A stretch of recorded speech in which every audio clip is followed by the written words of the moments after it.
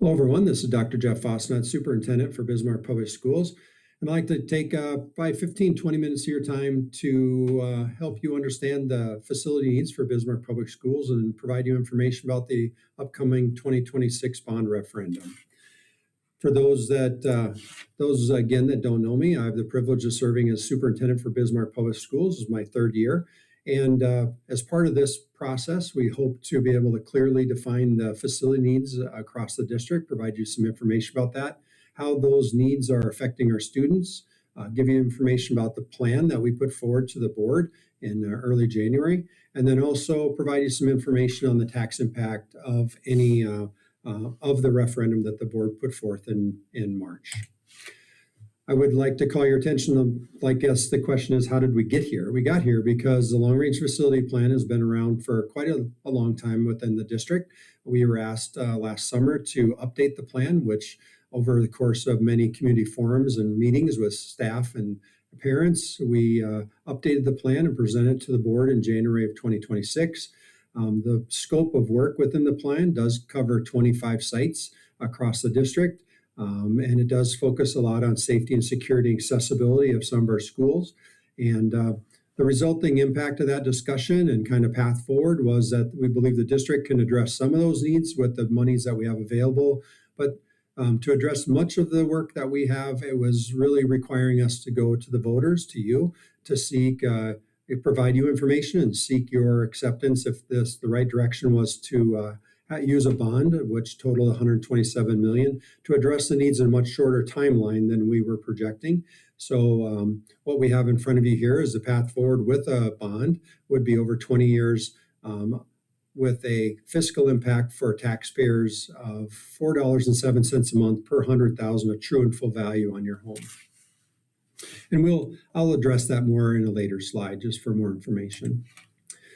So really the work within the plan boils down to four big components. The first one is modernizing and improving the efficiency of our systems. A lot of that is what we put in the bucket of deferred maintenance. And then in the programmatic area, we're going to share with you some needs that focus around student safety and support. That second one's about planning for some responsible growth, particularly Southside growth in the Bismarck community. And then really a belief that I think is true that schools are the hubs of many of our neighborhoods in the community. So how can we enhance our community by improving our schools? So modernizing, improving efficiency, I would tell you, I truly believe that deferred maintenance doesn't get cheaper over time. Furnaces and HVAC units, and just like roofs and those things don't heal themselves if we leave them alone. We have a long list that you can provide of deferred maintenance items that we need to be taken care of, and those have been ranked and ordered from very least important, kind of we can keep up with them, to very, very critically important that we need to take care of, and those are on our website, which is bismarckschools.org/2026 bond. You can find more information. But aging systems and repairs put demands on the system. They put demands on our people and our resources and the money that we have to fix them. And so to be good stewards of those, the facilities that we're entrusted with, we believe we need to address these deferred maintenance items sooner than later. So again, you can see across on the right there, the list of 22 sites that are within the plan, part of receiving deferred maintenance work as part of the plan. When we talk about deferred maintenance, and again, you can see great details within the information on our website for each individual school, but if we break them down simply, they fall into really the first two buckets almost go together: heating and cooling controls and ventilation. Heating and cooling controls are just that. They're the heating and cooling units and replacing aged units to improve their efficiency or improve their they might be just at end of life where we need to update those systems, but also ventilation to improve our controls for ventilation, put some better in ventilation in some of our older buildings that were just not designed to have that fresh air return like a modern building would. So those are two key components of the deferred maintenance work we believe we need to do. Another one was windows and doors. We have several schools within the project are updating windows to improve efficiency or improve the integrity of those windows, as I say, to kind of keep the cold air out and the warm air in during the heating season. So we're good stewards of the dollars given to us to purchase heat, to purchase electricity. We also have some interior doors that's we've shared just recently to update those to help make sure that inside of our building we provide a safe and secure environment for our kids and our staff. You'll also find on deferred maintenance, boilers and piping. We have several schools that would be getting an update or a new boiler system. One of the more important ones is Bismarck High School. BHS has a very old boiler that is really at a point where we can't get parts for it. So we just hope to keep it operational the last few years, and that you'll find in the plan. Asbestos abatement is really inside of our older buildings that if we're going to do construction remodel in those, we're going to have to abate some asbestos as we do that. And fire alarm and suppression systems, you'll find in the plan, not only updating the controls and the warning systems and the wiring, but also in some schools, South Central's one, just installation of sprinklers. That's good for egress to make sure if there was a fire event, we can get out safely. But I think more importantly, it's about preserving our facilities in case there's a fire. So we don't have a fire event that really takes a whole school. Let's reduce the impact of fire if it would ever happen in our schools. If we move the programmatic part of the plan, the first one is keeping our students safe and supported. I do believe all schools should meet modern accessibility standards, particularly in the area of bathrooms, ADA compliance, and ADA elevators for people with mobility issues. Students, I believe, should not have to transfer out of their neighborhood schools to go to a different BPS school because of accommodation restrictions inside their neighborhood, at particularly elementary school. That is happening. That has happened in BPS in the past. So the schools you have listed on the screen all are in the plan to have updated bathrooms. Let's get the bathrooms in those schools up to ADA compliance so our kids have access to an ADA compliant bathroom, but also our guests, our parents, our grandmas and grandpas that come visit and maybe come to a game or a concert or an event at the school. We think for both those, they really, out of just respect to people, they should have access to a bathroom that they can use. Three of the schools, Wilmore, Pioneer, and Prairie Rose, are multi-level buildings that do not have an elevator. So you kind of see in the picture there, that's Wilmore. We don't have a good way at all. If you have a mobility issues that prevents you from climbing a set of stairs to get between those floors. Again, kids have had to been diverted to different buildings in the district to accommodate them. Again, we think that's not only a student issue, but a parent issue. A parent or grandma should be able to get down to the lunchroom to have lunch with their child or get up to their classroom and visit their classroom that their kid's in every day. So we see that as, an accessibility issue, not only for kids, but also for parents and adults. One other part of keeping students safe and supported that we really feel is important is another layer of safety. I would tell you, I believe our schools are safe. All of them require a push button entry. You're going to be recognized before you come in the building. But the schools listed on here, being that they're older, they're just an older design, don't have an entryway where you come in the entryway, you buzz in, and then you go through what you'd see in the picture, a secure office area where you can be received by an adult, you can be identified, what are you here for, get a badge. These schools are just older. When visitors now buzz into these schools, and they'll be recognized by a secretary and buzzed, and the door will open so they can enter. But then they walk into student areas. Example would be Myrie. At Myrie, you kind of walk into a hallway, a commons area. You'd have to take 10 steps forward, 5 steps to the left to find the office. We just think that's not the best next layer of protection for our kids and our staff. So these would be moving the office area to configure a new office. So the office is right by that front door. So you have that secure line of sight entry to our schools.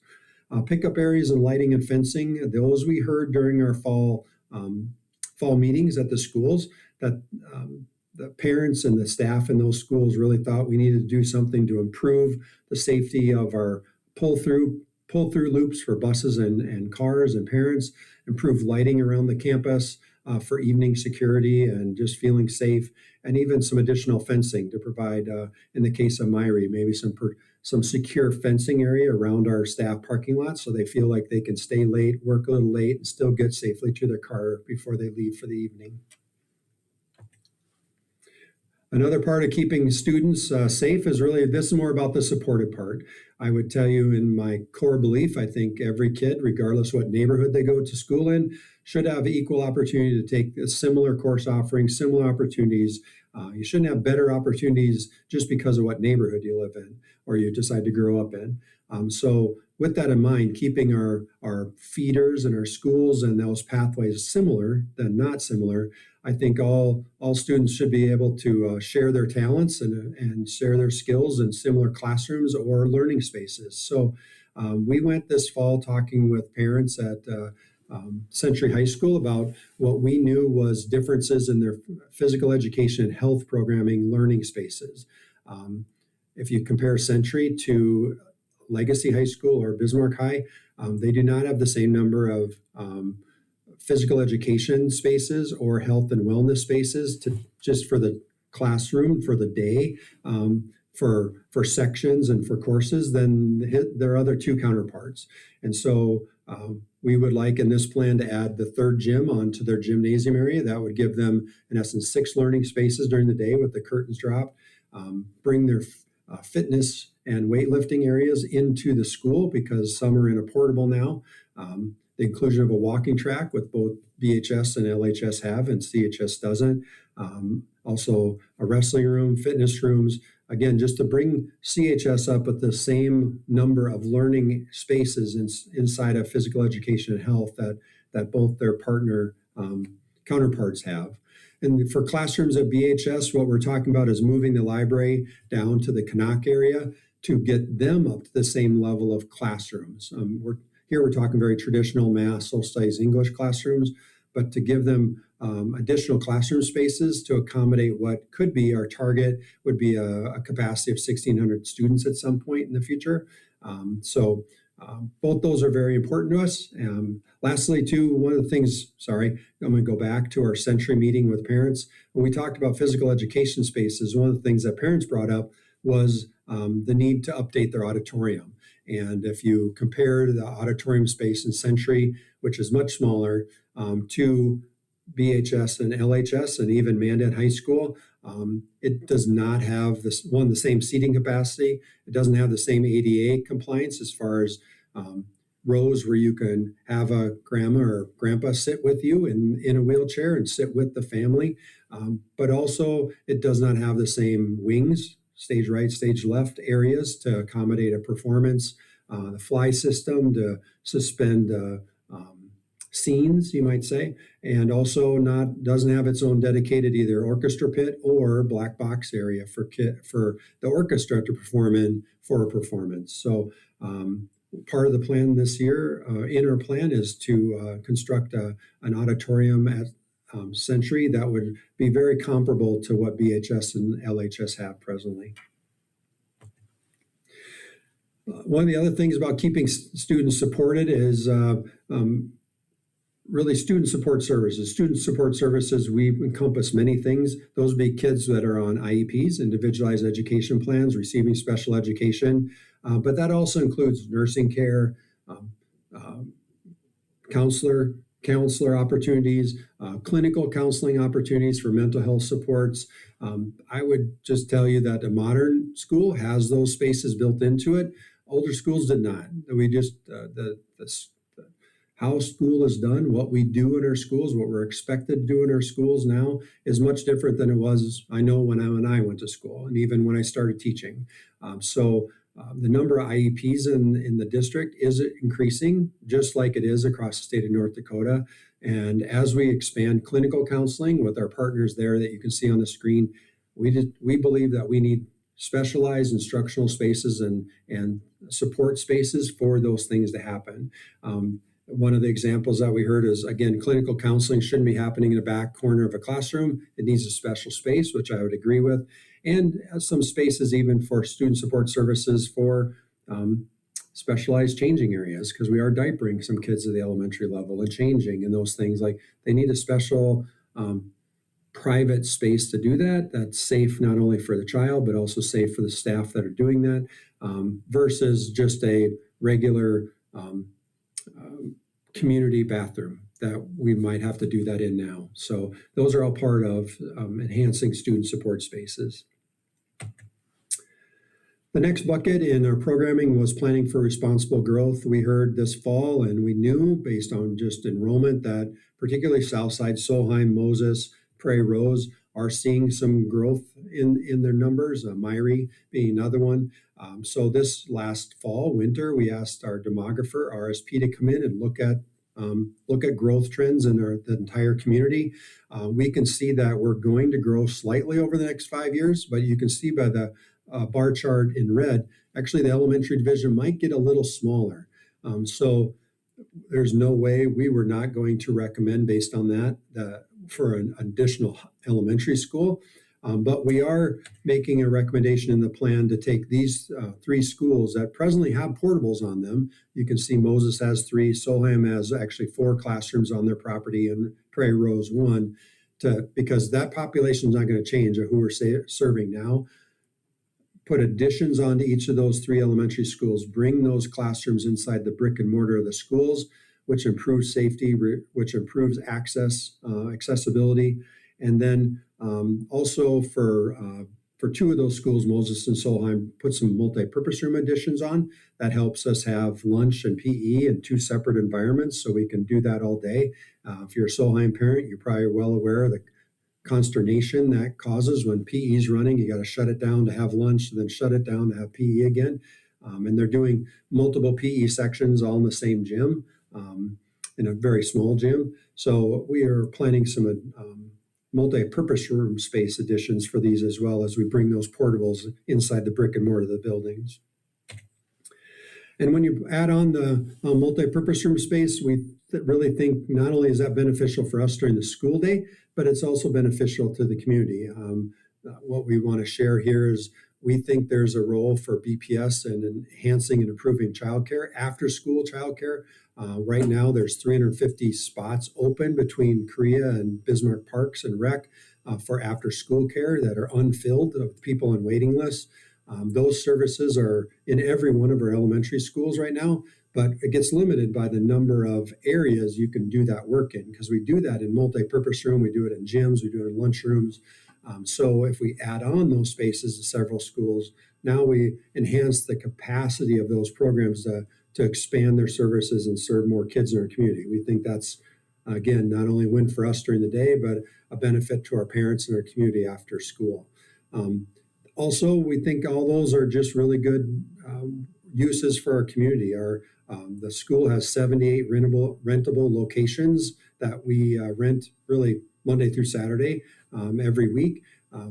Over the course of July through December, this last in 2025, we are renting 130 hours of rental space a day, Monday through Saturday. So additional rentals, additional multi-purpose room, gymnasium spaces, or those just afford more opportunities for our Cubs and our Girl Scouts to have meeting spaces, have more opportunities for rec league adult sports, or even travel basketball practice and those things that keep our locations very busy. So we think that's a win for the community as well. The other one that you'll see in the plan, and we've talked about several times at board meetings, is the concept of a centralized kitchen. Centralized kitchen would allow us to kind of bring together some of our prep work and allow us to better process locally sourced products as part of the farm to school program. And we do that now in the fall. We bring in fresh fruits and vegetables that are locally sourced right here in the Burleigh County area. We bring in ground beef from just down the interstate to the east and the Steele and Napoleon area. But we don't really have the capacity to do that K-12. Right now, like for ground beef, we're only really producing it for our secondary level. Again, mostly for taco products. We really think a centralized kitchen that's built to scale can allow us to use locally sourced ground beef for all of our kids for many of our dishes, but then also bring in more fresh fruits and vegetables, and maybe even throughout the school year that we can serve our kids. With probably more kids eating school lunch probably in the future, we just think if we can expand our prep program to do more small batch cooking, foods with less processed foods or lunches with less processed foods, less artificial ingredients that we might get commercially, and do more locally sourced ingredients to provide our kids. That's just a win for our kids, and it's a win for us as far as Bismarck Public Schools.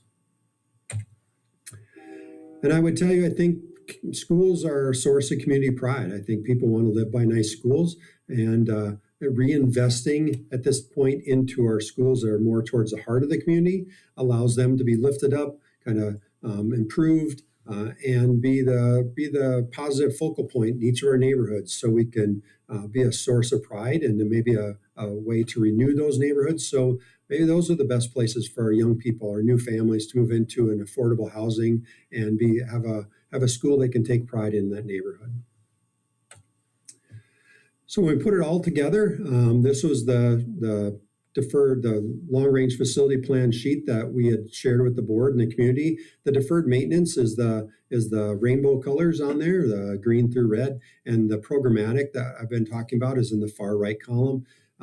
We have committed with our local school funds to use the building fund and a little bit of general fund to continue to go after those needs that are in the low priority areas. So we don't have this problem in the future. Let's get on top of it and let's solve it. So 15 years from now, there's not someone else sitting here in this chair asking you for similar support. We don't want that. So we're going to commit to addressing those and hopefully get ahead of the problem. But to really get ahead of the problem and not take a very protracted 20-plus year plan to deal with these, again, that's why the board has decided to come out and ask for community support versus via referendum. That totals $127 million when you add up the deferred maintenance and the programmatic over a 3 to 5 year period, because we've built in some inflationary protection in there. So when you take 127 million, and you apply it to each taxpayer based on 2025 valuations across the district. If you take your tax statement, and at the very top is the true and full value of your home. Most of us are pretty familiar with our true and full value. That's what we know it's worth. For every 100,000 of that value, it would be $48.79 a year, or $4.07 a month. And we've done the math for you, so you can simply see your what your home is worth and what the tax impact would be for you as a taxpayer within Bismarck Public School District. When we look at our request in Bismarck, which is in the blue box in the corner, and what the fiscal impact is for us as taxpayers, we wanted to show some comparables. These are the last few years. Other large Class A schools have been taking similar referendums to their constituents. You can see which ones have passed, which ones haven't, and then the tax impact on each of these communities. What I would say is, I think for Bismarck, fortunately because of a very thriving community with a growing community, we are able to do more across more schools with really a lesser tax impact than any of these other schools. For those of us that kind of talk about the tax rate and tax pressure, right now, Bismarck Public Schools levied this last tax season 106.45 mils. That would be the lowest rate compared to the other large schools in the state. We're only really above Jamestown, and Jamestown is a Class A school. They play in the WDA, but I would say they're not really. They're about 2,000 kids, where we're near 14,000 kids. So when we compare ourselves to what are our other counterparts, we do believe we have held the line and been very conservative in taxation.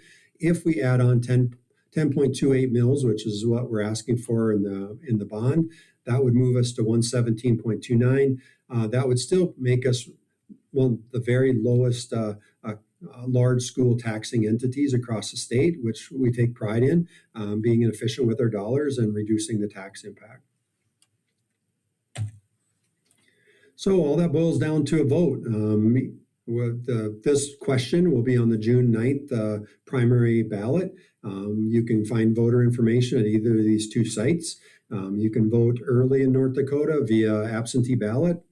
Contact the auditor and it'll be mailed to you, and you can mail it in. Or there'll be polls will be open, I believe, a couple days or a few days before the June 9th primary election. Or you can go out on June 9th and vote. Again, just find your your closest polling place, and I hope you do vote. I would ask, not only will this question be on the ballot for Bismarck Public Schools, but we also have 3 of 5 board members or board positions that are being contested this year. So there's 4 candidates running for 3 positions, and I encourage you to vote for that as well.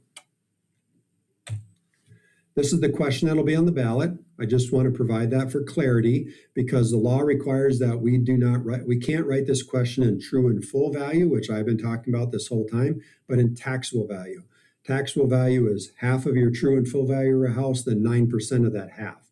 I would tell you most people don't get the taxable value. That's why we talk in true and full. That's the number we all know our house is worth, and that's why we shared that on the previous slide. So it's kind of easier to grasp right away. But this is the question. It's the same as what I just proposed to you, 10.84 mils for 127 million over 20 years. And again, that 10.84 for every thousand of taxable value, that's the difference. The question is simple. A yes is a yes, a no is a no. There's no trick in the question. And so with that, I can't take any questions, I'm sorry. But if you have questions, please go to our website, bismarckschools.org and /2026 bond. There's a link at the top for bond information. We've been adding frequently asked questions to the site. These slides will be on this site. Hopefully this video is on this site. So if you run into someone who just doesn't know or has questions, please go there and we do our very best to answer those questions for you. So thank you for your time. Sorry that's taken so long. 26 minutes. I was running a little long, but I hope this helped address your questions and informs you so you feel like you can go into the ballot box informed of what decision you want to make. Thank you.